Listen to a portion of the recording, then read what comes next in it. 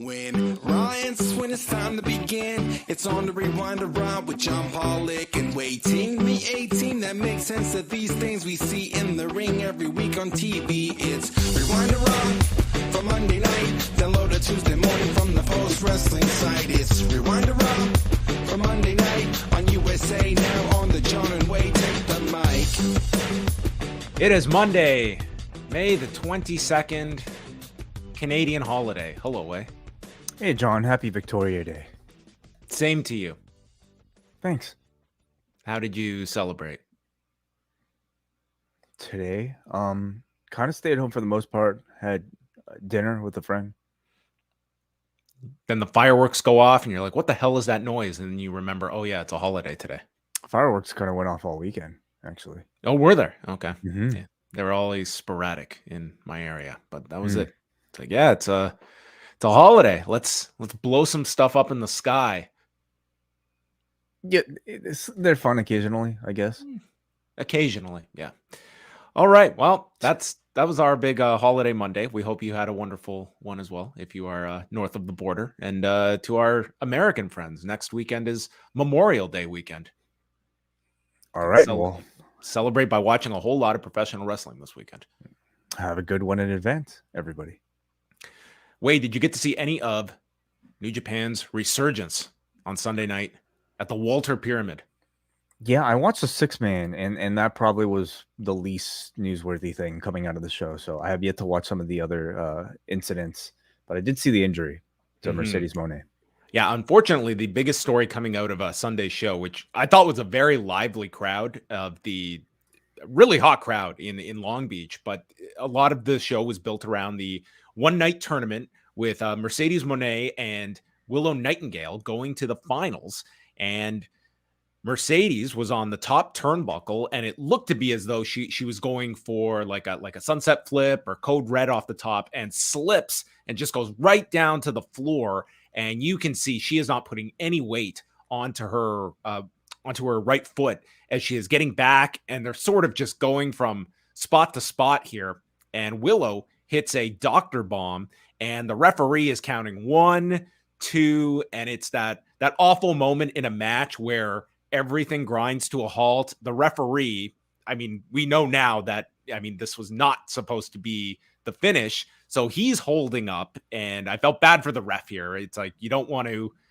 you're assuming one person is winning, and you don't want to like screw something up if they're maybe just not kicking out for whatever reason. So the whole crowd just sort of latches onto this. They know there's a screw up, and then they just go to another doctor bomb spot. This time Mercedes, well, I mean, she stayed down the first time, and this time the 3 count is registered, and Willow Nightingale wins. And so we have not heard for certain what the exact injury is to Mercedes, if it's in fact a broken ankle or just, or if it's something less. But obviously that was the body part that was affected. And since then, I mean, has been noted that Mercedes was supposed to win this match, and the audible was called due to the injury. And this is the update that we got from Mercedes, just posting from a hospital bed, but not getting specific about injury or a time that this could mean for her. Obviously, if the title was going to be going on to her, they had follow-up plans with her as well. But I also don't want this to take away from the moment that was Willow Nightingale winning this match, because she is caught in the middle of this whole thing, and she just sold this as like this unbelievable win. And I don't think it was her like putting on any kind of dramatic performance here. I mean, she was in the moment of what has just happened and just smiling. She had this great speech. I thought like Ian Riccaboni, who did not know the finish of the match regardless, is calling this, and he had this excellent call. Veda Scott is getting choked up. Like, they're reacting to this. It was like a really cool moment, but under the unfortunate circumstances of a real injury that Mercedes sustained. Totally. Yeah. I feel like so often in pro wrestling, if these injuries happen, typically they they just, especially if there's a title at stake, they just do whatever they can to have the injured person try to finish the match. In this case, I think we should commend whoever's decision it was to go to, I think, the right finish, and that's to have the person who wasn't supposed to win but isn't injured to just end the match, basically. And I don't know if they could have found a better person in the other spot than a Willow, like somebody who I think a lot of us who watch AEW and probably ROH want to see in a bigger role. She was not planned to be in a bigger role, but now she is, and I really think it's almost like by force she is going to get this push. By force, she's going to get pushed. But again, she is somebody who everybody wants to see in a position like this anyway. So really unfortunate what happened, but really they found a great option to go to in the ring.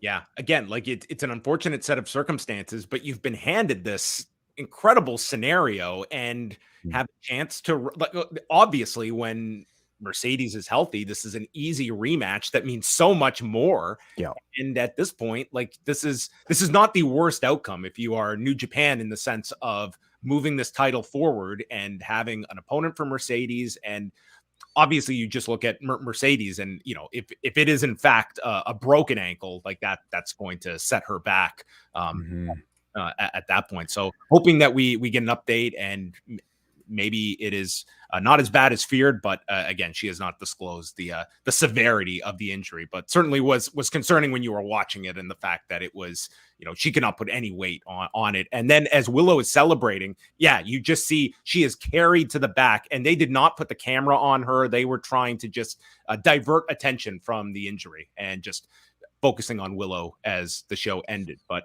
but this audience, I mean, they treated this as like the ultimate upset of Willow winning this, which I don't think anyone was expecting going into this show and going into that final match of the night, which, for those that missed it, this did close the show. This had to follow Tanahashi and Will Ospreay, which was a pretty excellent match. The first women's main event in New Japan, or at least like in the, like, is it ever? It must be, right? Yeah, because they did not San Jose. They did not close with Mercedes. Right. Okay. Yeah. Especially in the case of these sort of interpromotional things, I'm guessing Willow sort of has that sort of ability to work New Japan strong whenever she wants. But I would imagine she would be booked for other commitments, with ROH or AEW as well. So how did the pieces kind of fall in place with everybody organizing everything? What plans did they have for Mercedes Moné going forward that they now have to scrap? Yeah, I mean, it's a worthwhile question. I mean, if they were going to set her up for, I mean, it's interesting, this whole creation of the title in conjunction with the IWGP Women's Championship that we were led to believe was going to be a title that would be defended over here in the US. And now with the addition of this title, like, this feels more like the US based title, and the IWGP Women's title as more of your Japanese title. So I mean, I don't know if this would have been setting up Mercedes to go over there for Dominion in a couple of weeks. It seems like it is, like, this title is going to be more so for your strong shows over here. Right. And maybe any thought at this point about Forbidden Door and whether or not this championship was supposed to through either Mercedes, or will it get any sort of appearance right now with Willow? Yeah, it's an interesting one. I would say, like, obviously it would seem much easier to get Willow on that show for a variety of reasons at this juncture. Yeah, I think it opens the door, most of all for Willow Nightingale. I think that this kind of forces the hand of whether you had her slotted for something significant. Now you've sort of been willed into a way where you have to at least give some short-term run. And if they're smart, listen to that audience. And, like, she was the sentimental favorite, even though, like, the big underdog, and overcoming this, like, you have a story to tell there. And I think you run with this. It's unfortunate, but there's a silver lining to this. It was not all bad news coming out of Sunday. So that was I guess the biggest news story on there. As I mentioned, Will Ospreay beat Tanahashi. Very strong match that the two had, and that sets up Ospreay and Lance Archer at Dominion. The winner of that will get a U.S. title shot against Kenny Omega at a date to be determined. They have not stated for certain if that will be Forbidden Door. That's what people are expecting. And I think going into this, most expecting that Will Ospreay wins this match. Lance Archer will be the underdog, like Willow Nightingale in that match. Although, I mean, what do we know of Will Ospreay's shoulder right now? Could Lance Archer find himself in a weird situation?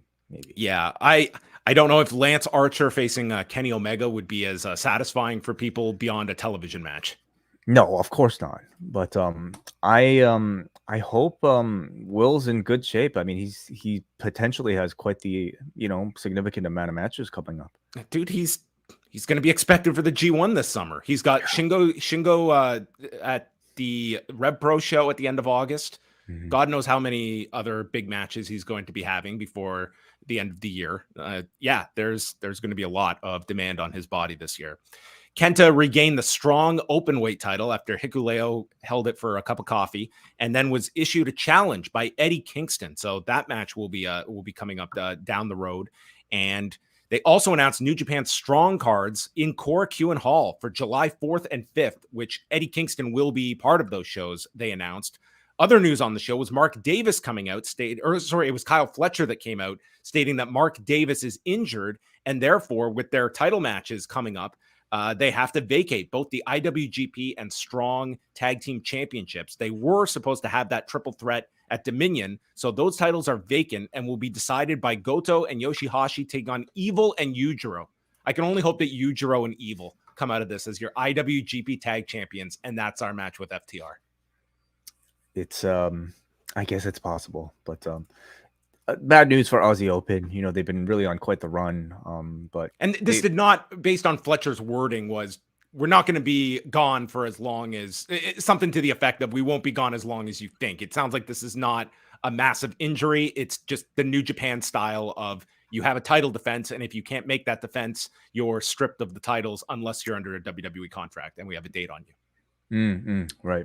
But they've gained I think a whole lot of traction throughout this better part of the past year, and sometimes time away is good for making people miss you, and they could build to a big comeback.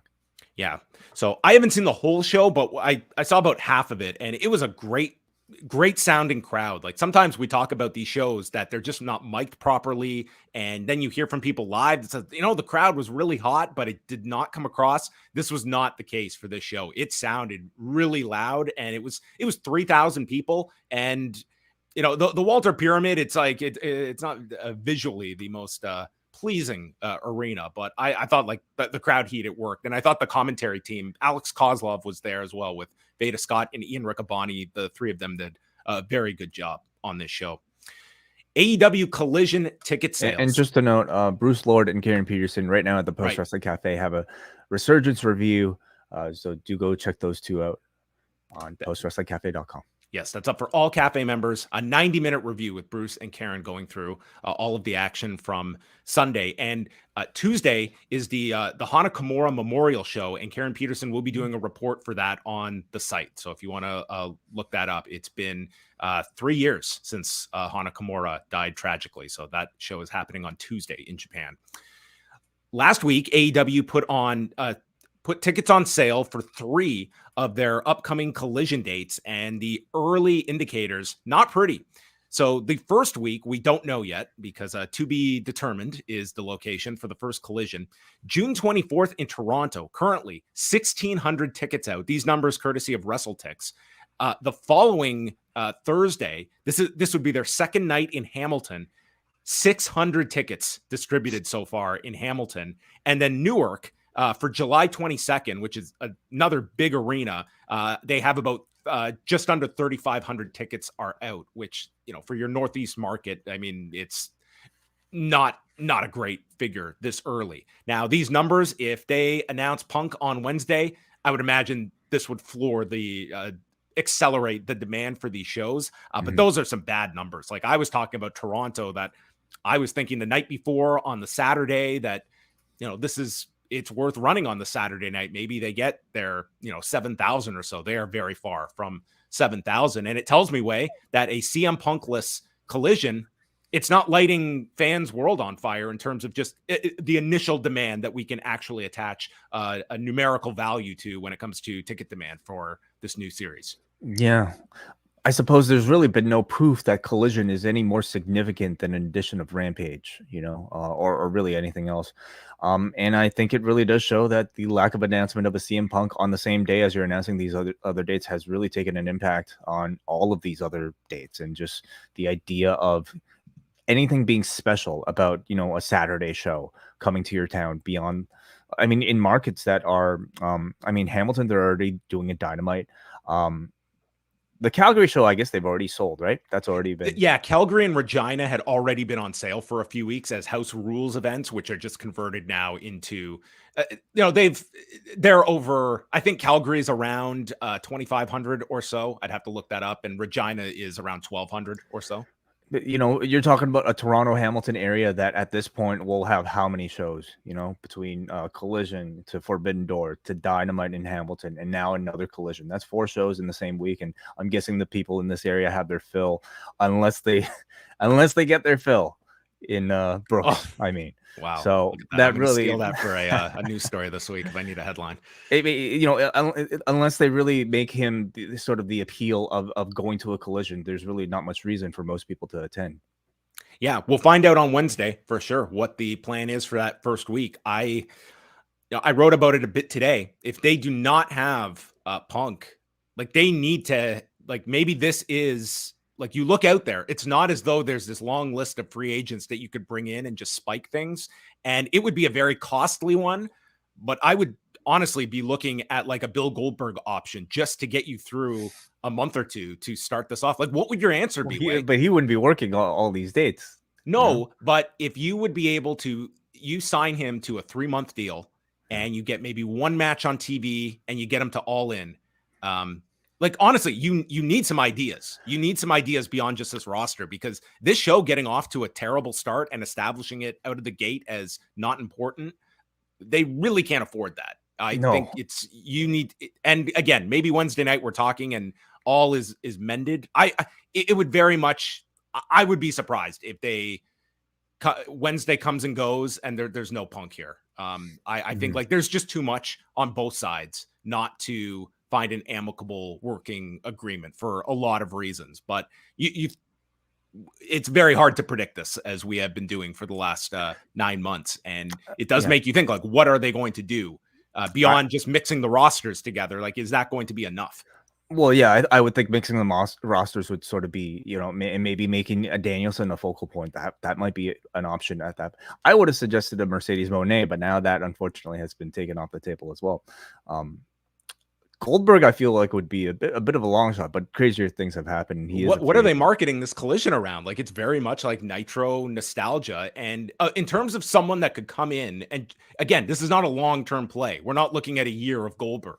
We're looking at just getting this show off the ground, and you present a Goldberg squash on TV in week 3, and maybe you get him to the pay-per-view or All In at the end of the summer. And that's when he wraps up, but you want something that is must see. And what do they have at the moment that is must see? Because these early ticket sales tell you this is the current roster and launching another 2-hour show. This is the interest in these markets. And I think you can extrapolate a bit of this to what people will temper their expectations with numbers for television when Collision debuts. If it's just no CM Punk and it's another 2 hours of AEW programming. We know it's great wrestling, but you need something that's above and beyond what the norm is. And the norm is fantastic wrestling every single week. Right. Do they have to go to a personality though? Can they not try to, create something that's must see, using their own stories, their own rosters, their own match types? Do we have to go to the well of finding, I'm all ears for those ideas. What are those ideas? It's not my job, John. I'm just here to pick shit apart. It's well, we will see on Wednesday for sure, but it will certainly be a feather in Punk's cap if he is announced on Wednesday. And the United Center, how many tickets, we're going to see what has the impact of all these months of bad headlines or just dissenting views about CM Punk. What impact, if any, has it had on his drawing ability? I think it's only made him a bigger star, unfortunately. And if that's the case, he's going to look really good a week from now if all these tickets start moving with his announcement, which I would imagine a very healthy advance for the United Center. This is certainly one where you, I think, have to announce Punk. There is no like beating around the bush. It is Punk speaks on the very first Collision with a live mic, and that is your draw for Chicago. Is Punk returns to AEW television. Well, clearly that was the intent a week ago. Hope, yes. And at this point, I don't really see them changing course if they do have him. So, hey, Wednesday, this is a huge edition of Dynamite, right? A huge edition where the Tony Khan announcement will be front and center on that show. And maybe they will be discussing the new AEW Fight Forever game that now has its official release date of June 29th. It will be out on multiple systems, and Kenny Omega put out, there was a video released on behalf of AEW Ukes. And yeah, this way, will you be sampling this game? Do you have any ability to sample this game when it comes out? Unfortunately, I do not. The newest system I have is a PS3, so you're not going to upgrade for this. I don't think so. But it does seem to be on a lot of consoles, including PS4, Xbox One, the prior generation, I believe. So, I'll be following maybe on Twitch to see what the gameplay looks like. More importantly, I'll be seeing what the reception is, because this is a game that has been long delayed, I would say, and there are a lot of expectations on what they have been doing throughout this entire time. There have been a lot June of promises. 29th is going to be a glorious day on Twitter because, dude, as I have seen with like these WWE 2K releases, I mean, this is going to be the most scrutinized game in history, and people are going to be just having absurd takes, I am sure, on this game. But it's very important for AEW. Like, this was, an enormous investment for the company, and they've got over a month to do the heavy promotion, and I'm very curious to see how effective their promotional campaign is over these next 4 or 5 weeks. I mean, thus far, all we've really seen is some graphics, and I would say that hasn't really been met with too much positivity, because especially in comparison to the 2K games, which look a lot better. But gameplay is going to be, I think, the ultimate determinant of whether or not this is a game worth getting for a lot of wrestling fans. So, well, let's see what the reviews are. And I mean, how much is a CM Punk involved in promotion? Right. Like, he was on the cover of the game and is not anymore. Mm-hmm. Some other injury news. This is coming out of the Best of the Super Juniors, and Taiji Ishimori is out for his remaining round robin match. He suffered a cervical vertebrae injury on Sunday's match with Hiromu Takahashi, and ended up, they just waved off the match. Like, he went down and the referee came to check on him and just waved it off. They did not just try to get to the finish. And I give them a lot of credit, because I've certainly been negative on New Japan when we've seen instances where guys should have been, not continued in a match. And this is in a tournament where the points are very meticulous and plotted out. And I don't know if this had any impact on any of that. Didn't really matter. And so Ishimori lost that match to Hiromu, and then he's out of his match with TJP that was supposed to take place on Tuesday. So hoping, they noted that, he's got mobility, but not certain how long he'll be out of action. So we have the final round robin matches. The A block will finish up on Tuesday and the B block on Wednesday. And the way it works, the top 2 point getters in each block advance to Friday's semifinal. So first place of the A block takes on second place of B block, and vice versa on Friday. So Tuesday has, we are basically down to Hiromu Takahashi, Lio Rush, and Speedball Mike Bailey. They're all tied with 12 points. Hiromu has lost to both of them. So Hiromu takes on Teton, who you can make some mathematical way that he is alive, but is basically going to be out. So I imagine Hiromu wins this match, which would put him to 14. And then you have Lio Rush against Speedball, where the winner of that would also advance with Hiromu to the semifinals. And then you have non-important matches with Doki, who's had a very excellent tournament with Sho, and Kushida against Ryusuke Taguchi. Taguchi is 0-8, so he is looking for his one win in the Best of the Super Juniors. Wednesday, it is down to Yo, El Desperado, and Master Wato with 12 points, and Robbie Eagles has 10, and they all have individual matches. So look for a bunch of spoilers on Wednesday's show, and then we'll see who the top 2 point getters are in that one. Yo does have wins over Desperado and Watto. I would be very surprised if Desperado does not advance. And if you do want to go back and catch any matches, Sunday's main event between El Desperado and Francesco Akira was, I thought, one of the better matches of the year, and certainly the best singles match I have ever seen from Francesco Akira. It was 25 minutes. Desperado destroyed Akira's knee, and this was some of the best selling I've ever seen from Akira. And you had TJP in Akira's corner, who is on the apron with the towel, and he's going to throw it, and Desperado takes the towel and he won't let him throw it in. And so he's just working on him with numero dos, and Akira just won't give up. And then finally, on the third attempt, he submits. This was such a great main event, a real establishing match with Akira in the main event position and going 25 minutes here at Korakuen Hall. So that would be my match recommendation to go back and check out. So that is the latest on the Super Juniors front. And our final news are the ratings from Friday. SmackDown was down 1% at 2,133,000 viewers and down 6% in the demo. Number 1 among network programs, and was, I believe, 4th on television behind the NHL, the NBA and NHL. So they were down from last week, but up from 2 weeks ago for that show in Puerto Rico. But they had significantly stronger sports competition. The NBA game with the Heat and the Celtics was up 13% from last week's game, while the NHL game was up 26% this week. So when you take into account those numbers, SmackDown being close to even is what you would I guess hope for. And we're getting down the stretch now with the NBA playoffs, as they will be entering the finals in the coming week.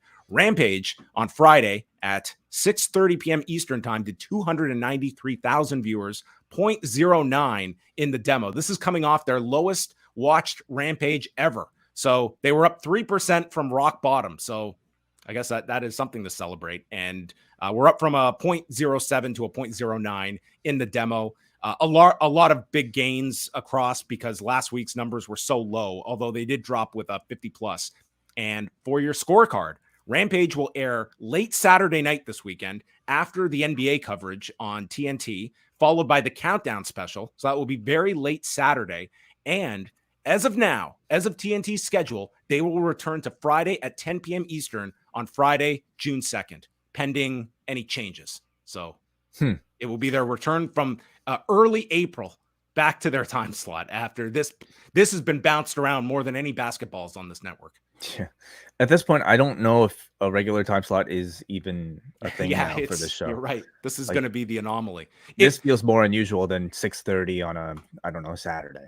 The unfortunate part is when I watched Rampage this weekend, it was a really good show. They had a Blackpool Combat Club 6-man. Dustin Rhodes, he does his 3 big singles matches every year, and they always feel special. They're always, heated. And this, Bishop Khan, this was one of the better matches I've seen this guy in, especially in a singles setting. And you also had, yes, the Hardys as well, setting up the contract stipulation with Ethan Page for the pay-per-view. And they destroyed Brother Zay's neck. They put a chair around his throat and stomped it. So that's going to be at least a few days to recover from a crushed throat. He will no longer be able to moan. That's tragedy. Yeah, the Mone event is silent. There you have it. All of your news can be found at postwrestling.com. And we had several shows up over the past weekend. The NWA podcast is available for everyone, 3 hours with Nate, Andrew, and Chris from LA, going through many of the major news stories happening in professional wrestling. We also have WrestleNomics Radio with Brandon, Chris, and Jesse Collins discussing the announcement of Collision last week and what can be expected, the CM Punk saga, as well as the gates in Puerto Rico for WWE, many other topics covered on WrestleNomics. And this week, it is going to be a packed one at Post Wrestling. We will have how many post shows coming up later this week? We will have shows immediately after Dynamite, after SmackDown, after Night of Champions, and after Double or Nothing on Sunday night. There's a lot. Yeah, it's a very busy week in professional wrestling. We'll be around here to review all of it. And we'll also be back, you and I, John, on Thursday with the Ask Away mailbag for Post Wrestling Cafe patrons. So do leave your feedback right now at forum.postwrestling.com. Also, tomorrow I will be back for a special Tuesday edition of The Wellness Policy with Jordan Goodman and Neil Flanagan. We will be speaking to Chris Duke, who is an author of Lucy's Blue Day, which is a book centered around children's mental health. So we'll be speaking to him about that. Look for the link. Post Wrestling Cafe patrons. We will be going live at 3 p.m. Eastern Tuesday. All right. Plenty of great stuff this week. And the Ask Away mailbag show will be out on Thursday. So if you want to get your questions in, go to forum.postwrestling.com. Get your questions in by Thursday, and we will go through as many as we can. So postwrestlingcafe.com and video.postwrestling.com to see our beautiful faces many times over the next 7 days. Tonight, there were 8,900 beautiful faces packing the Giant Center in Hershey, Pennsylvania. This was a Raw that's actually been sold out for a few weeks. So they were excited here in Hershey. I can't wait to hear how many heels will insult our little city as we had Heyman, we had Trish, we had, I think there was a third one in there somewhere. They went after Hershey. I'm sure it's a lovely place. I've never been. This was also airing against Game 4 of the Lakers against the Denver Nuggets, as well as the Dallas Stars series with Carolina. So that was the sports competition tonight. We cut to earlier in the day, and Lesnar... they're out. Oh, the Lakers are gone? They got swept? Mm-hmm. Yeah. So well, sure, I'm sure a lot of wrestling companies are happy about that. That was your biggest team that was left. So, yeah, having the LA team out is probably a good sign for the NBA Finals. We will see. Are you going with Denver all the way now? Sure, why not? You were telling me you're just you're like, this is their year. Yeah, I told you. Yeah. Lesnar jumps Cody Rhodes as he's entering the building and just destroys Cody, throws him into a garage door, and then takes a giant keg, and breaks it. Well, apparently breaks Cody's arm with this keg. As Corey Graves notes, Lesnar in a sanguinous mood tonight. Did he strike you as sanguinous tonight? Would not sanguine would not be the name I'd associate with Brock Lesnar, but what does that even mean? I don't know. I worked with a guy once. His name was Brad. He was always in a sanguinous mood. His last name was Sanguine, so yes. Thank you. So that's Cody. And this, I actually liked all the Cody stuff throughout the show. And this would be told throughout the show with the idea that maybe he's not going to go to Saudi Arabia because of this broken arm. I think Brock is just always fantastic. You know, when you rely on any sort of like intense physicality using crazy objects, and the way he was able to put this cake into this man's arm looked really legitimate. The way that they did it, you know, the moment he grabbed that keg, you heard people in the background gasp, and it resulted in like a really strong show long angle. It looked good. It you know, we put Cody in like, here is the valiant baby face that is not going to step away from this match. And obviously, like, this is playing like the same story of Hell in a Cell, like a worked version of last year's, you know, very memorable match with Cody Rhodes, where it's the idea of him going into this match and working a broken arm in this match, which I think adds to this match, and especially with the Kimura, which they would focus on later as well. But I thought a good angle and a show long story that I think pro wrestling in general needs more, you know, stories that are woven throughout the body of the show instead of just contained to their segment. And this was an example of it. Paul Heyman's back. Things went so well last week that he was invited back to Raw. I don't think he even needed a visitor pass this week, did he? Maybe not this week. Did Shotzi get a visitor pass? Is she SmackDown? Yes. Okay. Well, yeah, I had no idea, dude. And that probably... This is the serious brand split. Okay, this is where they're serious. So what do we clock it in at? Like 3 weeks for this brand split to basically be completely forgotten about? I mean, Heyman has been on. He was on. Well, he did have. They at least went through the effort of giving him a pass. I mean, Shotzi had nothing. Okay, so give me a sticker on her knee or something. So you could do all inter-promotional matches. You just have to get the passes. Well, yes, of course. Yes. Heyman says he had nothing to do with that attack on Cody and works in a plug for Night of Champions, including the start time, and calls Hershey a hellhole. And they are billing Night of Champions as 3 main events. When half the card is main events, are they all main events? Like, let's just say like 8 main events. Sure. They're all equal. And said that Saturday will be capped off by the tag title match. So I don't know if that's our indication that they're going on last, but I think that's what people are assuming. And the Usos can watch the match from home. Owens and Zayn interrupt, and then Heyman disappears into thin air during this entrance to the point that Zayn even jokes, "Where did Paul go? We never saw him again." This was his whole purpose on this show, was to come out and call Hershey a hellhole and say that there's 3 main events. Was this necessary to have Paul here tonight? I wouldn't say so. He had no interaction with Kevin Owens and Sami Zayn. Really, None. like this could have served. Like this would have been served with a video or really a graphic. So makes you wonder if him being here was always doing this was always the plan.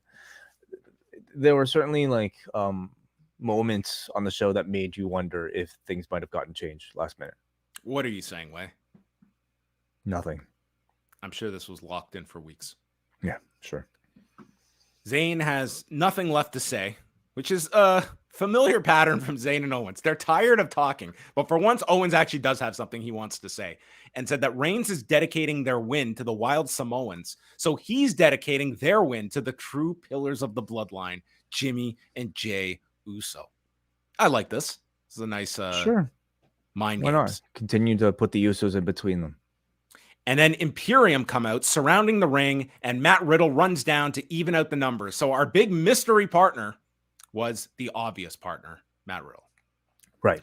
Watching this show, I don't think they teased this as a mystery. This was on the graphic. Yes, they did. Well, last week, but this was on the graphic before the show. Well, this afternoon, the graphic was still the mystery man. Oh, okay. And anyway, watching this show, I guess like Riddle, they are obviously pushing at a significantly higher level. But for this 1 week, I think Ali could have really benefited from being in this pairing, given the connection with Gunther on Saturday. Like, why are you doing this match if not to push it? Sure. Yeah. Well, my answer for that would be because they don't think Ali has any sort of,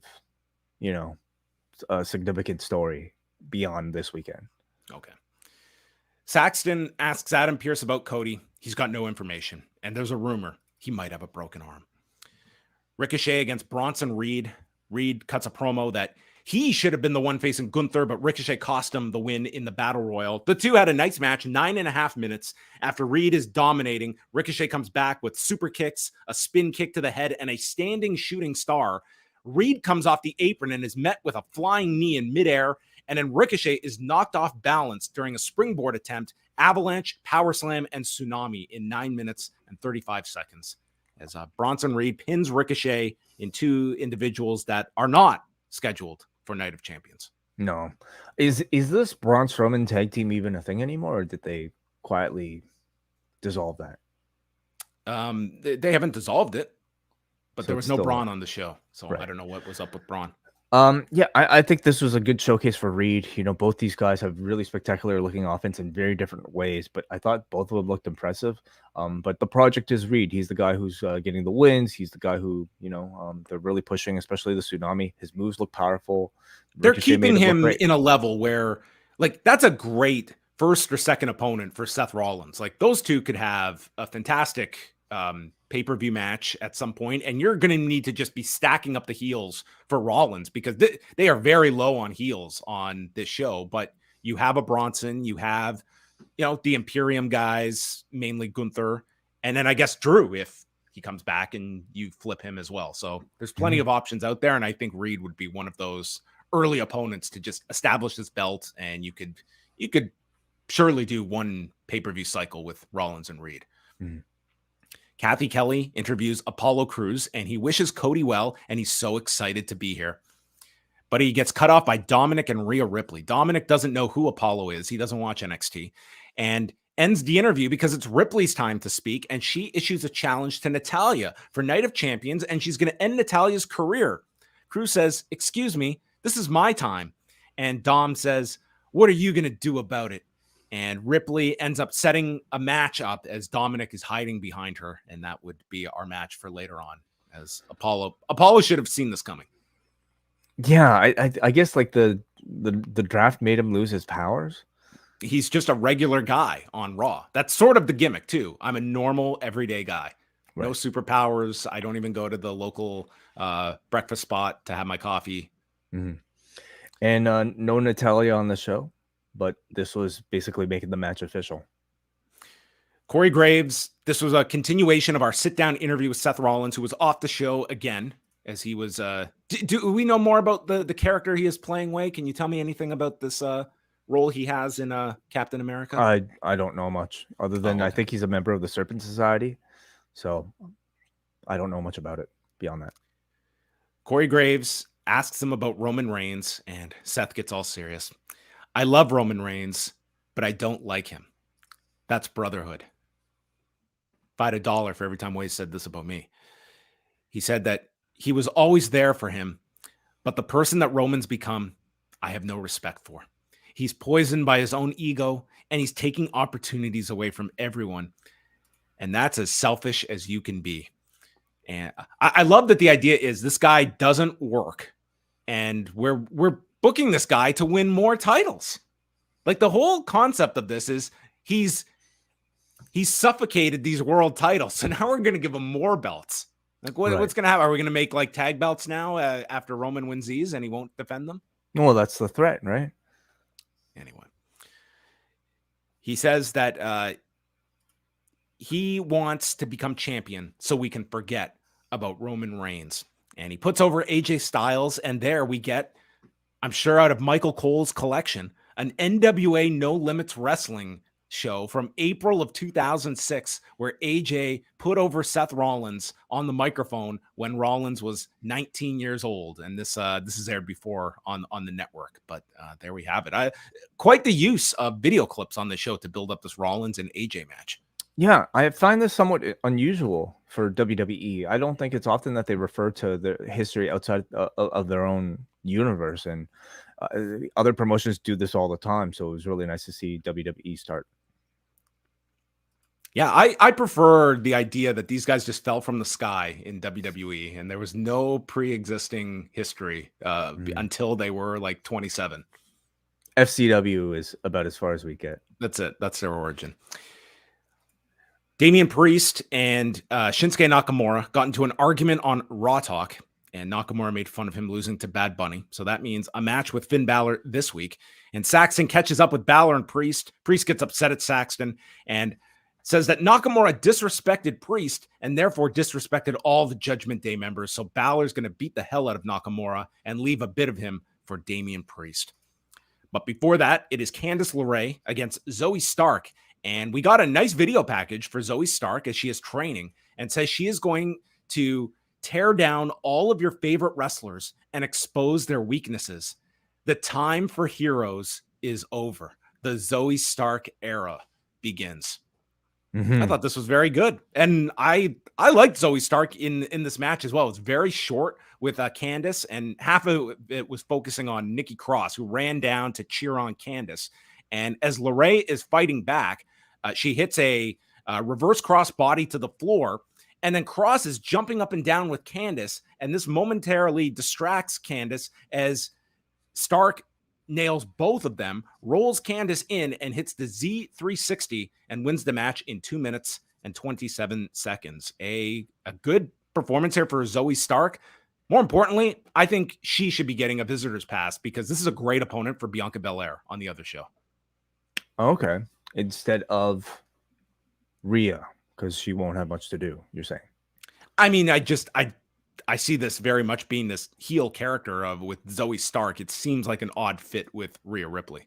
A lot of people feel like an odd fit at the moment with Rhea Ripley. I would imagine she won't necessarily be in title contention, or at least they don't intend for her to be in title contention for a while. And it's not like you just need one heel. you need a secondary heel for, to build your other baby faces, right? So I mean, she basically beat your contender here in Candice LeRae. This should open you up for a title shot, shouldn't it? I guess so. Sure, maybe a tag title shot then.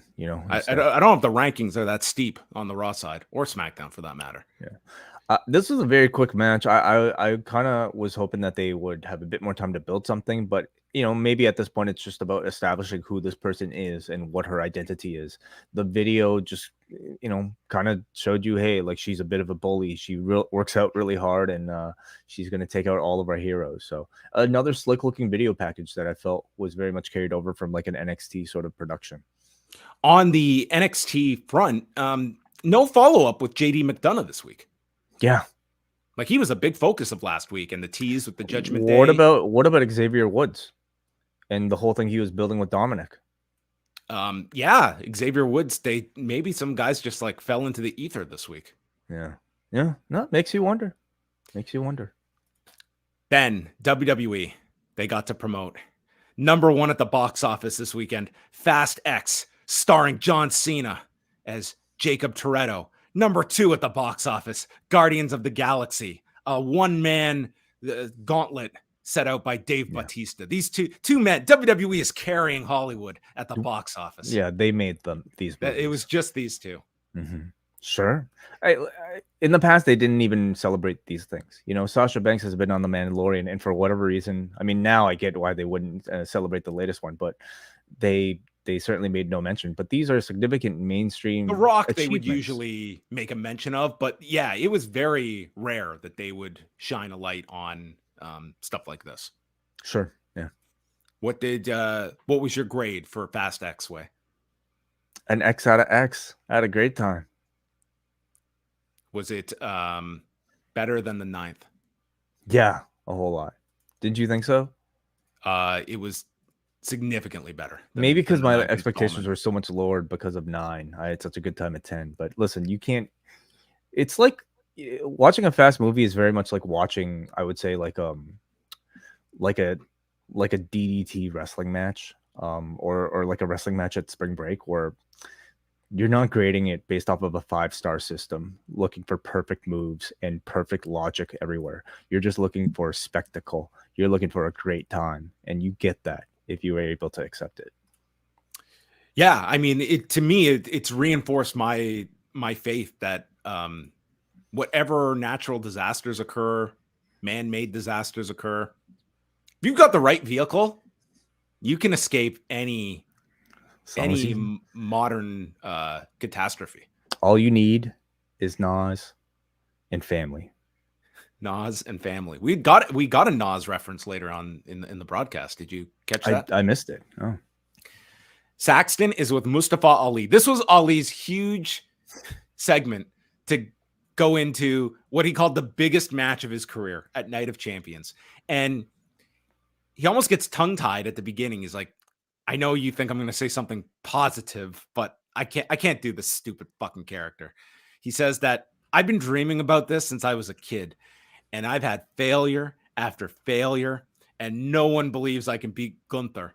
And just as he's about to give this great speech, Lesnar storms past him and tells Ali, get a life, kid. And then, okay, here's our multiple choice.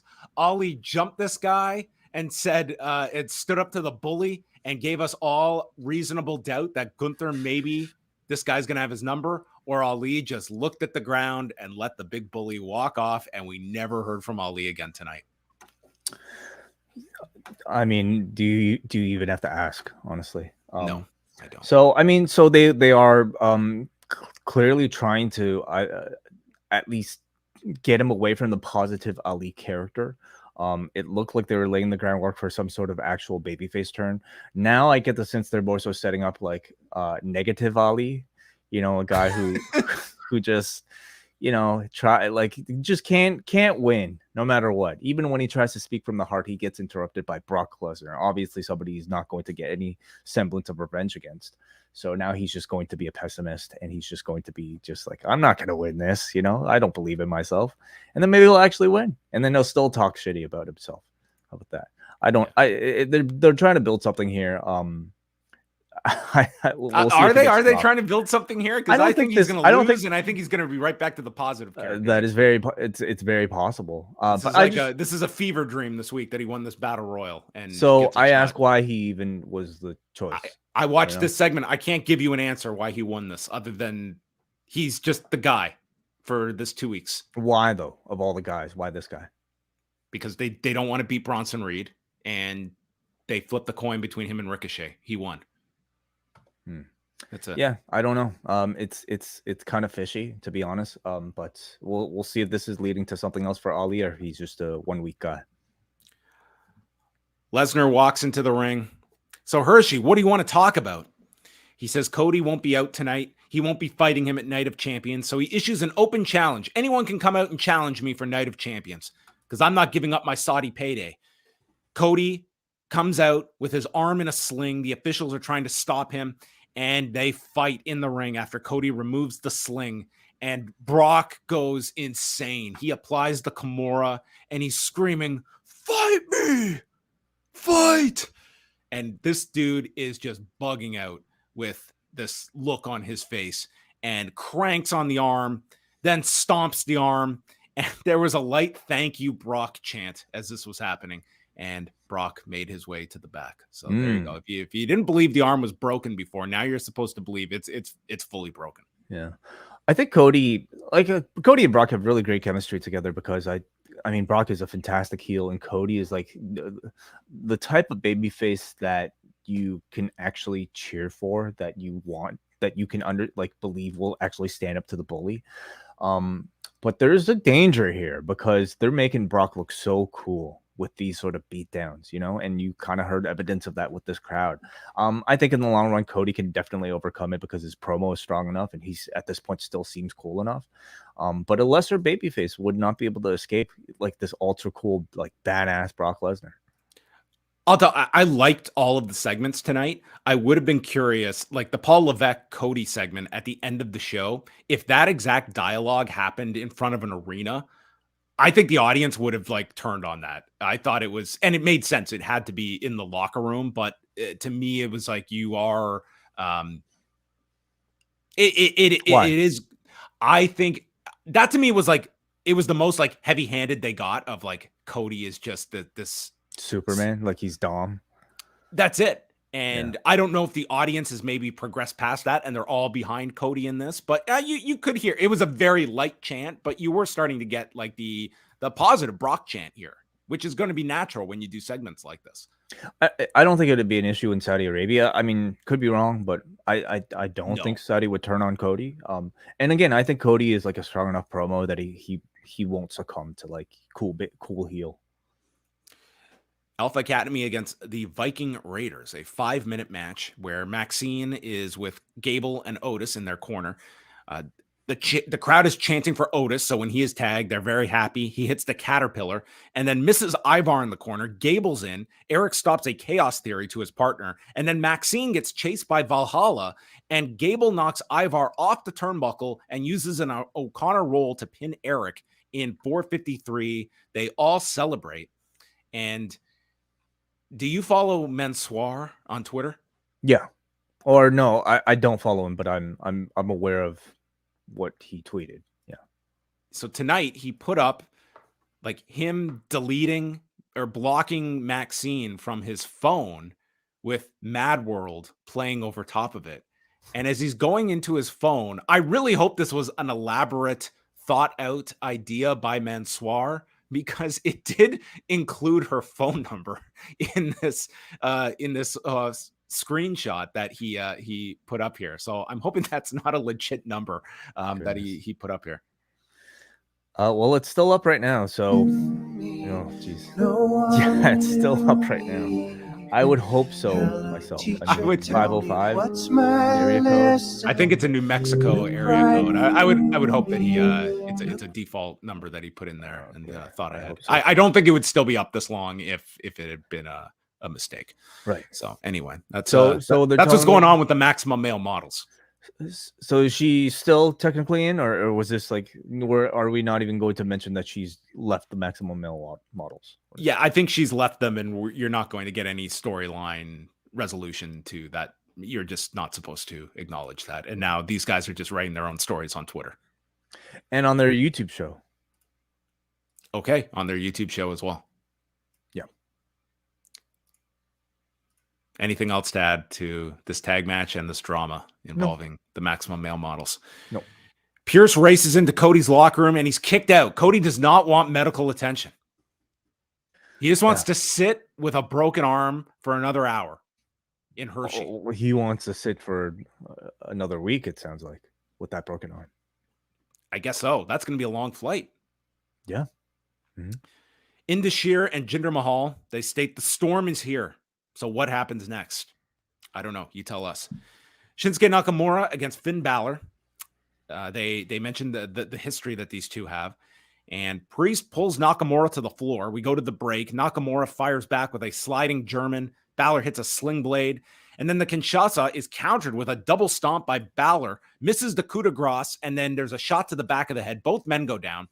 Nakamura with a knee to the back and attacks Priest, sending him into the timekeeper's area. But then Balor hits a drop kick from behind, throws Nakamura into the ring, and wins with the coup de grace in 11 minutes and 20 seconds, as they are keeping the Judgment Day very strong. Yeah, they are. Absolutely. I mean, you have somebody like a Nakamura who I feel like was coming in with a good amount of momentum, and they were, at least last week, making look relatively strong. Was it last week that he got the win off the Miz? I don't remember. But they had him lose here, and I thought it was fine. Like Judgment Day, Balor and Priest are being set up for a tag title match coming up, and Nakamura can afford the loss. I thought this was a good match, a stronger match from Nakamura than usual, in my opinion. I thought his intensity was up a bit, looked like he was working pretty hard here and delivering something that felt a bit more special than usual. He's got a bit more of an energy about him since being moved to Raw. He's still in that afterglow of the Muta match from January. Maybe. They aired a replay of the injury to Liv Morgan with Dakota Kai delivering the face wash into Liv Morgan's shoulder. So that is the injury. And they did mention here that Dakota Kai was injured as well in the same match, but did not state what the injury was. The Wrestling Observer is reporting a torn ACL for Dakota Kai. So if that is in fact the injury, that's a significant one. That's like a 6 to 9 month injury. An injury she got like in the aftermath of the Liv Morgan injury. So, I mean, how awful, like somebody gets injured, unfortunately, because of something that was in your wrestling match due to your move. And then in trying to help her, you end up getting hurt yourself. So just really kind of unfortunate all around. Yeah, just a slew of injuries of late across the board. Raquel Rodriguez versus Sonya Deville, and they are asking who will Raquel pick to be her partner next week, because it's the fatal four-way for the vacant titles. Crowd was very quiet at the start of this, and then Deville landed a flying knee, and the crowd starts to boo Deville and Green at this point. Rodriguez hits her twisting elbow and the Tahana bomb. A minute 54, she wins. So Green and Deville stomp Raquel, and Shotzi, with her hall pass, runs down all the way from SmackDown to make the save and hits a suicide dive, diving through the legs of Raquel, and is best buds with Raquel. It's really all it takes, really just kind of like say hi, and you could be Raquel Rodriguez's new tag partner. She really goes through them, like I believe it was. I say with like Zoey Stark, I was like the hurdles to get a title match in this company, they're not exactly like, I got to make a 12-month plan. No, but she's like in what, like a year, she's been with Aaliyah. Oh, I couldn't. Liv Morgan, and now Shotzi. We'll see if it might be a bad sign to be tag partners with Raquel. Could be a curse. Could be. You also do have, I don't see them winning the tag titles, but if you keep them together, it's at least something for Liv to come back, and then we can have something there. The referee is informing Adam Pearce that Cody is angry. Thanks for the update. Trish walks in and tells Pearce she wants to have a no-touch policy for the contract signing with Becky Lynch tonight. Pearce says, I don't see why we would need to have that. It's like, has this guy ever officiated a contract signing before? He doesn't think we need a no-touch policy. And Kevin Patrick notes, a no-touch policy? This isn't Canada's Got Talent. It's Raw. I've never watched that show, but I could imagine maybe a fight or two breaking out on Canada's Got Talent. It's not like America's Got Talent. And Lily Singh and Cardinal. Yeah, there you have it. That is the Canada panel. Yeah. We just had a completely out of nowhere training feature on Matt Riddle where he says, "This is my time, and you can't afford to doubt me." He's also got a new shirt that reads, "Go for bro." You want it? No. You're gonna get it? Don't. It felt like one of those videos that you would see on Peacock. Yeah. Totally. I thought that's what I thought, and then Kevin Patrick reacted to it after. So everyone, obviously everyone saw this. It was just such a. There was no purpose to this. It was just a generalized training bit. I don't think it's always a bad idea to show some of those, especially like when a guy's coming back and he's relatively new from injury. So maybe this was the intent. They needed a bit of a reset for Matt Riddle.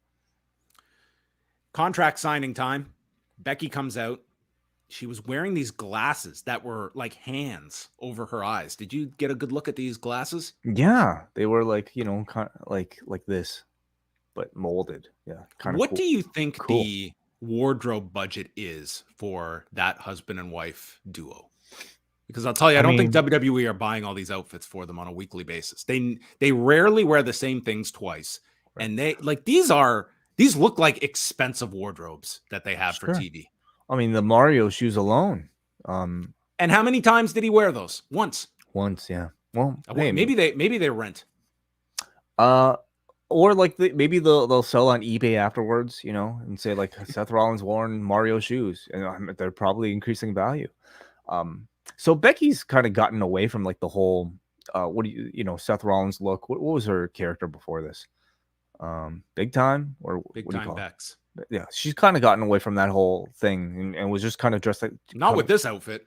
I mean, she's gotten away until this week is when she kind of brought it back, and I think at this point it's fine. Like when she was going back to being a babyface, maybe you want to go back to your old look, but now that she's firmly established as a babyface, I think it's fine to like Rollins is getting away with it. We're dressing like an eccentric sort of more eccentric version of themselves. It's interesting. This is a total non sequitur, but John Nash, who I interviewed not all that long ago, he went through the SEC filings, the big 450-page release that WWE and Endeavor put out, and went through. So last year, this is like the most solid financing we've seen of late with the UFC. Last year, you know what their profit was? Profit for the UFC, $387 million of profit. And the fighter pay, like throughout the whole Kung Lee suit, we've been seeing like the percentage of revenue paid out to fighters. It's around the 16 to 20% range. Last year, 13% is what they were at for fighter pay. So that is your latest, but it's just astronomical, the money that UFC is making. Back to this, the contract signing. Trish comes out and she notes, I couldn't believe this. This is her first contract signing. Mm-hmm. Well, her point was that women weren't getting these sort of segments in the past. I guess not. The contract signings, like I guess that was the domain of the men for her period. Like we're talking about the pre-modern era, John. Okay, because the prehistoric ages, really. I do remember a super progressive segment where going into a WrestleMania, she beat down Christy Hemme and like spray painted slut across her. That was as close as they got to a contract signing during that period. Right. So after that, Trish notes her first contract signing and asks Graves, what city are we in?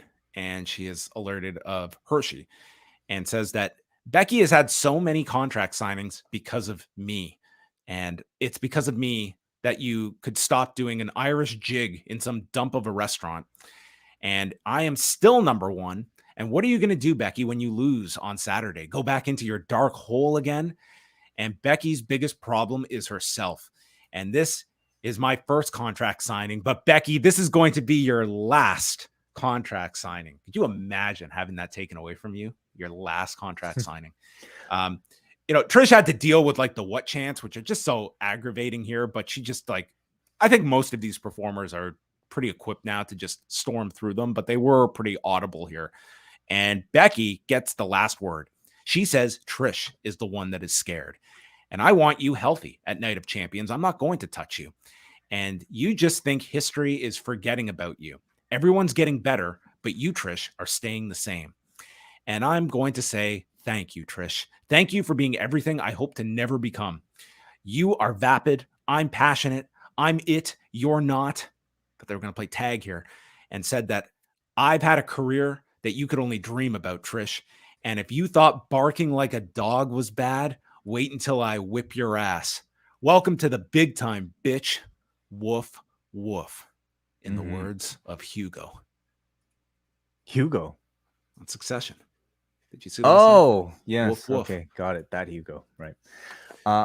I thought this was a really good contract signing. I like this. I thought both promos were very good. Like Trish had to deal with like some of the catcalls and stuff, but I thought this was a great promo from Trish and a really great response from Becky. I think like they put a lot of emphasis on this match for Saturday. I thought both did very well. I thought Trish sounded the most like her old heel self in this promo. She sounded more comfortable than she has in prior weeks. She came across like good, cocky, like devilish. That energy I felt was there, and I thought she had some pretty good lines retorting Becky's promo last week that might have been lost on the live crowd. But if you're watching like from home, you can clearly hear the words, and if you remember the promo from last week, you would say, "Wow, that was like a good response to Becky putting a face on, all of her demons, for instance." And then Becky came out and just, I thought, did even better. Like Becky came out and delivered a promo from somebody who is still very clearly in their prime on the microphone. Both of them, I thought, did a really good job of playing off of significant moments from each other's history. Trish saying she did need to get her nose broken in order to become a star. Right, she had that line. Becky making fun of the dog barking, which, at this point is a 20-year-old segment, but that's the type of shit that stays with somebody's career forever. Do you think they should have shown the clip for people that are not familiar with that? Show Vince McMahon making a woman strip and bark like a dog? Do you think they needed that context? Well, the question is for whether or not it would be shown in the video package, okay, when they recap this promo, either on Friday or on the kickoff show. I don't know. You can make Saudi like this is like for people that forget about this segment that maybe we're not watching around 2001. Like, think of how many like awful segments they portrayed women in during that time. That one got so much blowback. Like it was, and actually, and I mean, granted, like she was with the company and such, but I mean, even years later, like Trish always defended that segment because of where it was going to lead to. But man, there was just so much negativity and it was really uncomfortable to watch. Yeah. Considering this is a show taking place in a place where I would say you should probably be a bit more sensitive about like perception with regards to women's rights and women appearing on your TV show. I'm guessing they don't show this clip. I wonder if they even make reference to this clip in the video package, but it's worth bringing up. Like I thought it was like good. Remember ammunition. One of those first shows in 2018, they showed like a video with like one of the like just with it was like a promo package or something with like the women like with their skin being shown, and they put out an apology. So yeah, I don't think we're going to see Trish like in a brawn panties barking in a video package. Yeah, I thought I kind of feel like the feud has been a little flat thus far. We haven't had so much interaction really between these two, but we got it here. We got them both on the microphone delivering, I think, very solid promo. So tonight on the Go Home show, I felt like they definitely took it up a notch. I almost kind of want this feud to kind of continue after Night of Champions. I can't see it being a one-match program. Yeah, because I feel like they're just starting to get to the level where maybe they should be. But hey, man, like what? You think Money in the Bank for a rematch for these two? Yeah, I can see this being extended. Mm-hmm. Stipulation: loser has to bark. No, a woof match, dog collar match, maybe. Yeah. Okay. They can. I'm sure we can have some London integration into such a match. Maybe they'll get a presenting sponsor. From? I don't know. I thought you. Okay. I had nothing. Okay. Pierce is on the phone talking about Cody. We don't know who he's talking to, and he won't allow any medical attention. I'm at a loss. So Pierce is calling in the big gun, who we would lead to our final segment of the night. Saxton catches up with the best buds, Raquel and Shotzi. Shotzi has always respected Raquel. I've got your back. Raquel says, aren't you on SmackDown? Raquel has her back too. And you're going to be my tag partner next week. Way too trusting, I thought, of Raquel, but that's who she's got. Who else was she? Who is she going to have? Like you had a week to get ready, and you did not have a partner. Well, what's yet? Aaliyah doing? What's her old partner doing? Not teaming with her. I feel like this is going to end up in some sort of like dating game show where like all of Raquel's exes are lined up and just kind of talk about how she just kind of uses her tag team partner so quickly and just moves on. Yeah. She puts the X in Tejana. Very good. Dominik Mysterio against Apollo Crews, a match I never thought I would see, but here we are. And Graves says he quoted Nas here to explain the audience's rejection of Dominik. I don't have the lyrics in front of me, but I'm sure they were relevant. Okay. Crews gets knocked off balance. Then Dominik misses the 619. They go to the floor, and Ripley stands in front of Crews, and this leads to Dom sending Crews into the steps, and behind the referee's back, Ripley drills Apollo into the post, and he makes it in at the count of 9, but as he dives in to break the count, boom, Dominik hits the frog splash and pins Apollo in 5 minutes and 2 seconds. Man, Apollo is, I mean, like you said, John, they're putting a lot behind the Judgment Day, and Apollo, much like Shinsuke Nakamura, a guy who really is just kind of like made a fresh return. And I really do question, especially in the case of Apollo Crews, whether or not he should have taken this loss this quickly. Isn't this his first singles match back? On Raw, yes. Yeah. So what does this mean? This means that Apollo Crews is in the position just quicker than we expected. Yeah. Video on AJ Styles. This was interesting. Like they showed clips of him right near the dying days of WCW. We saw him on the cover of Weekly Pro Wrestling with the IWGP title. We even had a TNA still with Daniels and them holding him up. And then we get into the major leagues, the big time WWE highlights and beating Jinder Mahal.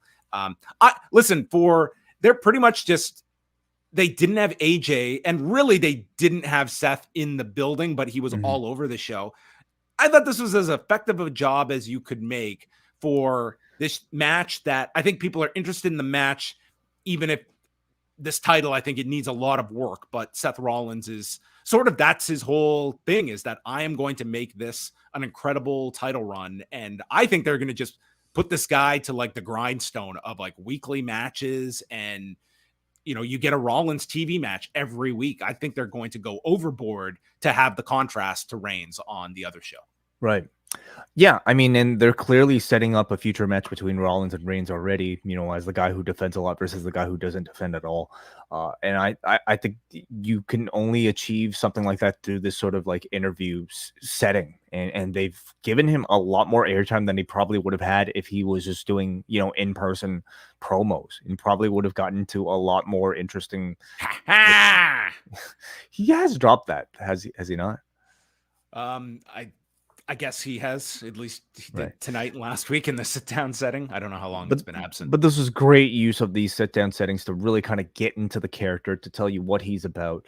I only wish that they did the same for AJ on SmackDown, because right now it feels like it's so weighted towards Rollins winning that it's taken away a lot of my suspense. We've got Friday. Maybe, but they would have started last week, to balance things. Yeah, no, I agree. Like AJ certainly does feel like he's the opponent. And this was a great opportunity to reintroduce an AJ Styles to an audience. Yeah. He was asked, I think it was the New York Post, about this title being secondary. And it was like, he didn't really have like a great defense. Like I don't know if he was not ready for that answer, but he was like, well, I mean, how can you not view it as secondary? I mean, it was just like, okay, AJ, it was a value. We got Twitch AJ. We did get Twitch AJ. Oh, no. The last part of Rollins' interview, he just says, it's time for a change. I was never pegged to be the guy, so that made me work harder. And then we got a bunch of childhood videos, and this has always been my dream, and it's our chance with this title to do something special, and I want to create something legendary. So, I mean, all but just rolling out the carpet towards this guy's title coronation. Could there be a swerve? There could always be one, but man, this title, it needs everything it can get. And putting it on AJ above Seth, to me, is just more of a head scratcher. Yeah, same. Which would be consistent with some of these pay-per-view outcomes. So, I mean, sure, let's put the third title on the SmackDown guy on Reigns' show. Why not? Yeah. Let's do that. And then we'll create a fourth title. Next week, Raw is in Albany. We have the 4-way for the vacant women's tag titles, and qualifying matches begin for Money in the Bank, which is not until July, but they are starting off early. Imperium against Kevin Owens, Sami Zayn, and Matt Riddle is the main event. They had the advantage on Riddle early on, and Owens gets booted, and they make the tag to Owens, who is called the Inspirational Prize Fighter by Kevin Patrick. And the inspiration that Kevin Owens exuded was doing a suck it before hitting the cannonball to Giovanni Vinci. Graves says that fighting Imperium is like fighting Hydra. They go to the second commercial break. Gunther rocks Zayn with these brutal chops and then gets hit with the Blue Thunder Bomb. Save is made. Haluva kick to Gunther is stopped when Gunther applies a rear naked choke, but that's broken up by Riddle with the floating bro. Riddle again tosses Gunther over the desk. Kaiser is sent to the floor, and Vinci hits a running clothesline to Zayn and then goes for another one, and Zayn runs out of the corner with a Haluva kick that connects, followed by the swan dive from Kevin Owens to pin Vinci in 15 minutes and 20 seconds. I thought a really, really entertaining 6-man tag.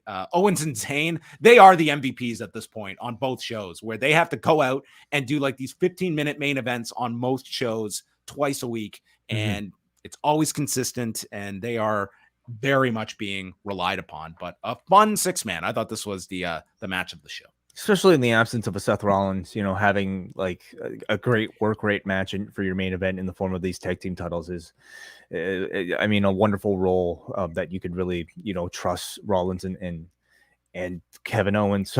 Kevin Owens and Sami Zayn and Riddle and Imperium with. So what does this mean? Like the pact that Imperium made with the Bloodline kind of failed? Yeah, they didn't take care of the Kevin Owens, Sami Zayn, Matt Riddle problem. I was a little disappointed that they didn't really follow up on those connections a little bit more. Like, you had Paul Heyman on this show earlier make really no mention about the association between the Bloodline and Imperium. I thought last week was so great because I thought it gave Imperium a level of relevance, for a new faction on Raw to be attached to the Bloodline. This week they felt incredibly separate. And, were there any repercussions thanks to this loss for Imperium from Paul Heyman or Roman Reigns? Nor any hinted at. Yeah, like also again, like I mentioned, the thing with Xavier Woods and Dominik that seemed to be completely dropped. Yeah, it just kind of makes you wonder, where things change week to week, or is it just something that they're delaying because you got to go home show tonight? I wonder if it's a question too of some of the people that are not booked for this pay-per-view that were absent from tonight. Like, you didn't have the Miz on tonight's show. You didn't have several people that maybe it was just a lighter number of people booked for the show because they're not being flown over to Saudi Arabia. But yeah, the Heyman thing was weird. I would have liked a bit more, like, at least if you kind of attach him subtly to Imperium, it gives him a reason to show up on this show. Like, he is somehow attached informally with Imperium. And there was none of that. No cutaways to the back, no him watching or reacting after the match. It was a very odd use or no use of Paul. You kind of lose the attachment between tonight's main event to the main event that's coming up on Saturday. Saturday, yes.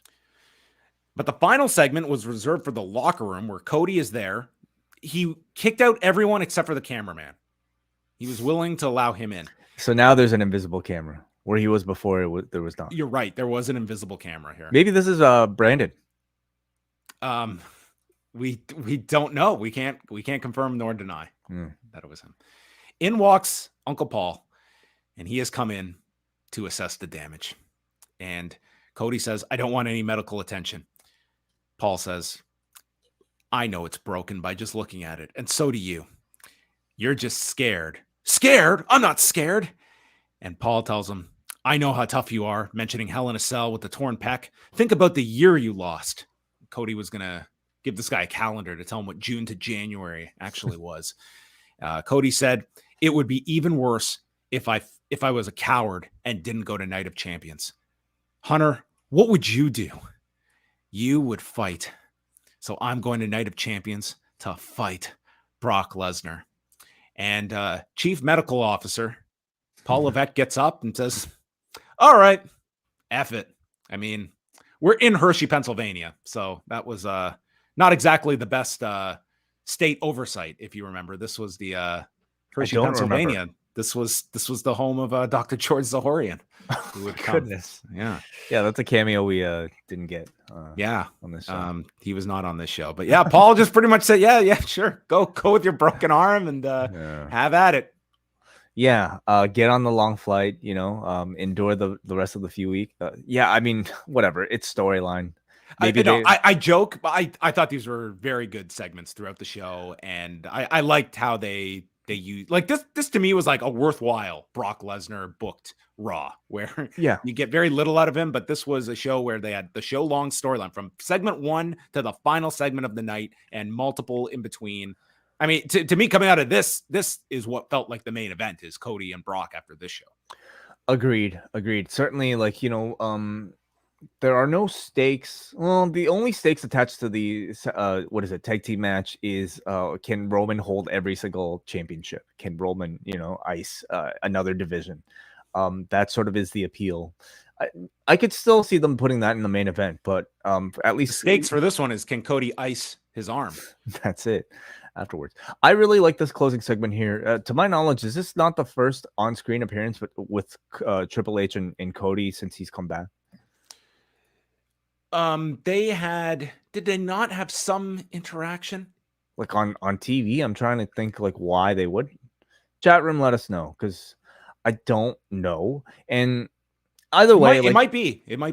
Yeah, either way, it feels like it's a big deal when you see these two together, especially since Cody is very much coming from AEW, where we all remember his interactions subtly with Triple H via the throne, pedigree teasing, which he's continued to adopt and do throughout his matches here. So finally seeing him with his idol, God, Triple H, in the backstage area felt like it was a significant moment, especially because it was Cody on the other side. And I mean, they're setting up quite the story for a match for Cody on Saturday. Yeah. And I mean, you either do the redo of Seth last year, where it's like he's got this debilitating injury, but he pulls one out, or you can get the rubber match out of this. And this is all the reason in the world that you've given it out that Brock can win this match. And then you do the blow off at Money in the Bank or whenever. Like that would seem to be you come back with some big stipulation in 5-6 weeks. Right. It doesn't necessarily telegraph the outcome of this match. You're not automatically expecting the babyface to pull through. And it keeps Cody away from that Money in the Bank ladder match. And that's sort of the game they're playing, is trying to keep Cody away from this title as long as possible. And getting a third match out of Brock would do that for London. Right. Yeah, absolutely. When is Hell in a Cell coming up? Hell in a Cell is no longer a pay-per-view. So it's only when they announce it. That is... I wonder if they would do that for a third match. I think that the next time you have a big Cody match, like Cody's, like the Hell in a Cell is now going to bring back everyone's memories to the Seth Rollins match. So when you are ready to do it again, when you have the reason to do it, and maybe the Brock match is it. Could be. That might be a SummerSlam thing, but yeah, we'll see. That was Raw. I would say a pretty good build for Night of Champions on Saturday between the key matches. And I would say the main event was definitely the strongest match on the show, the 6-man.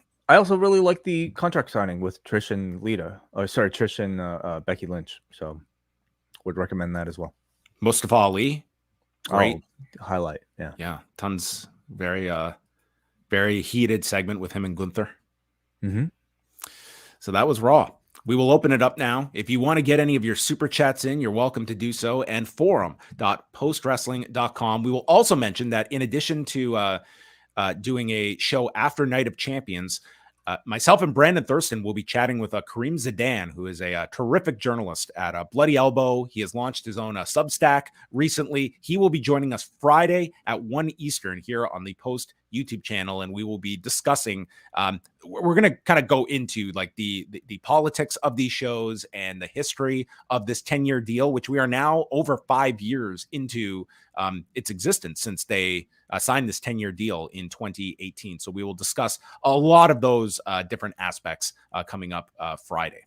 So we had Kareem on like way back, and he was a fantastic guest, far more knowledgeable about like Middle Eastern politics than you and I. So I'm very much looking forward to yours and Brandon's chat with him. So shall we go to a super chat here? This one comes to us from Rob McDonald, who since 550. Thank you very much, Rob. He says, you guys know me as the Impact cameraman, but I also shot the Olympics for NBC last year, and tonight we won an Emmy. Whoa. I'm celebrating with JD and watching Rewind of Raw. Wow. Well, congratulations. Emmy award-winning Rob McDonald, which is how we will now forever identify him when he sends in a super chat. Well, congratulations to you and your team, Rob. I did not know that he shot the Olympics as well. I got to meet Rob at the Impact pay-per-view in April at the Rebel. Well, very impressive. Enjoy, and what a way to celebrate with some JD and RAR. Well, congratulations. What did you think of J.R. Ewing? I had a great time with J.R. Ewing on Sunday in the backyard. Yes, it lived up to the hype, and made even better in the company of Dan the Mouth Obransky, who I think should be a spokesperson for J.R. Ewing bourbon. When he likes something, he puts it over. Way was a fantastic host, by the way. Oh, you guys were great guests. I had a great time. And I don't like, it was kind of strange because like I haven't really had too many people over like since since the pandemic, really. So but it was lovely. Like I had a great time with you guys, WHBDE, Mike, the party machine, Oscar. Yes, that too. That baby's the best. Just like looks like he's just taking it all in. I'm sure you've seen all sides of him, but it seems like such a calm baby.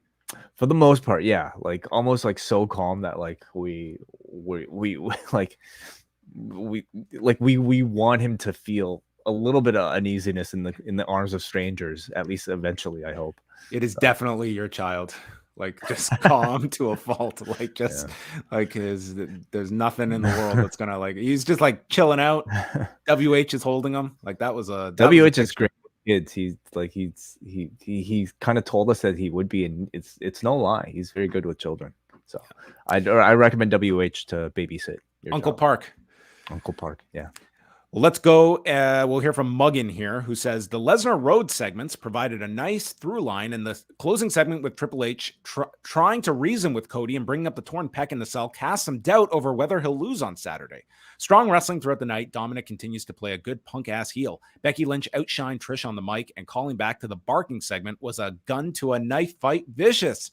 I hope Ludwig and Vinci get treated more than just Gunther's henchmen going forward.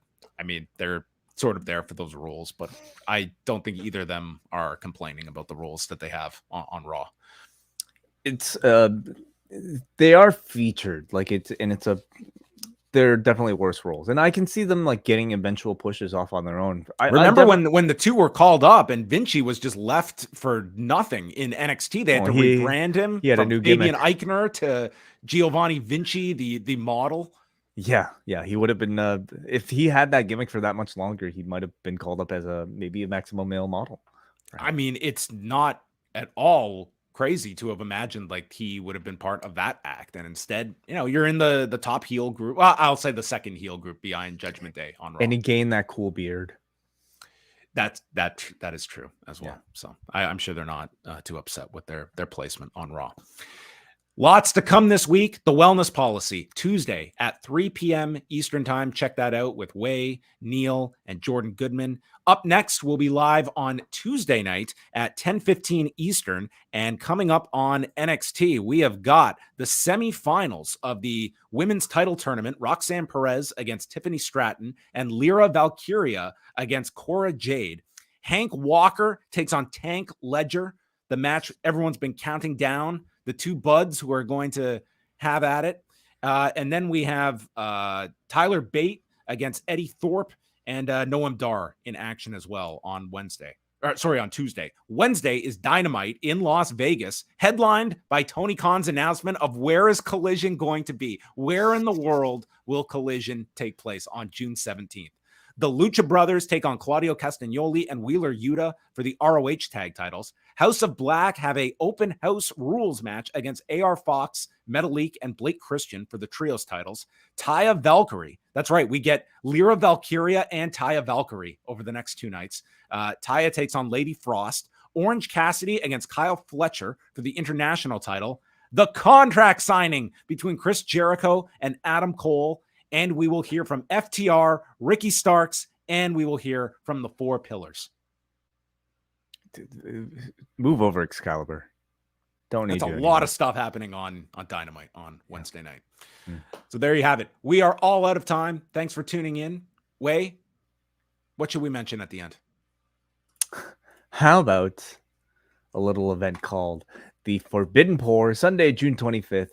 You know, I get the sense, John, you're being very cautious about how often you mention these, because I don't think you want to inundate our audience with this news. So I will go ahead. Sunday, June 25th, AEW Forbidden Door, our pre and after party. If you're headed to Toronto for Forbidden Door, we will be doing shows right before and right afterwards, including wrestling karaoke, trivia, prizes, a live edition of Ask Away with me and John, wrestling-themed cocktails, okay? Dr. Portman is busy in the lab coming up with the menu for the drink menu for the Forbidden Pour. I can only imagine what Davey Portman is going to put together. I promise they will be delicious and very punfully named. Yes. Postwrestling.com/live for tickets. Thank you to everybody who's already purchased one. Yes, we've sold quite a few tickets, and we hope to see many of you on June 25th. And all 1,600 that attend Collision the night before, you're welcome to come back on the Sunday at 3 and join us. And the $30 ticket, it gives you access to both the pre-show and the after party. Just your ticket covers you for the whole day, and we hope to see many of you out there, including any Emmy Award winners out there. I believe Rob is coming, so you could see. Maybe we can coax him into bringing the Emmy with us. Bring it up for karaoke. Why not? That's a move to go up there for karaoke with. All right, that's it for us. We'll speak with you Wednesday following